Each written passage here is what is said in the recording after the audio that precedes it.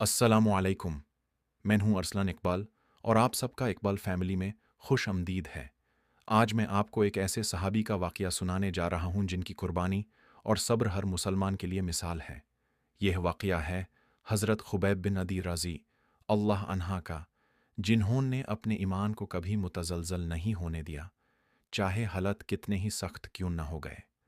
हज़रत खुबैब बिन अदी राज़ी अल्लाह अन्हा को एक जंग के दौरान कुफ़र ने क़ैद कर लिया और मक्का ले गए। वहां उन पर बहुत जुल्म किया गया, लेकिन आपका ईमान चट्टान की तरह मजबूत रहा। जब कुफर ने फैसला किया कि आपको शहीद कर दिया जाए, तो उन्होंने पूछा, क्या तुम ये पसंद करते हो कि तुम्हारी जगह मोहम्मद हो और तुम्हें आज़ाद कर दिया जाए।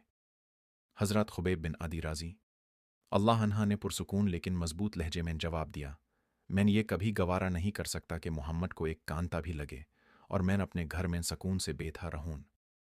फिर जब आपको फंसी पर चढ़ाया जाने लगा, तो आपने एक अजाब गुजारिश की, मुझे 2 नफल नमाज अदा कर लेने दो।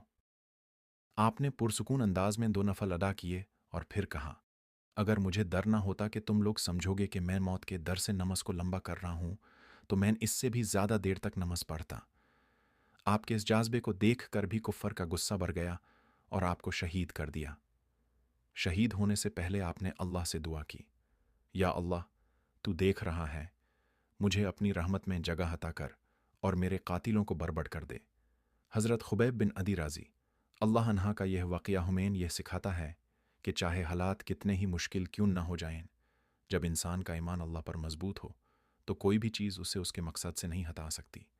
अगर आपको यह वाक़या पसंद आया हो, तो ज़रूर शेयर करें और हमारे चैनल को सब्सक्राइब करना न भूलें।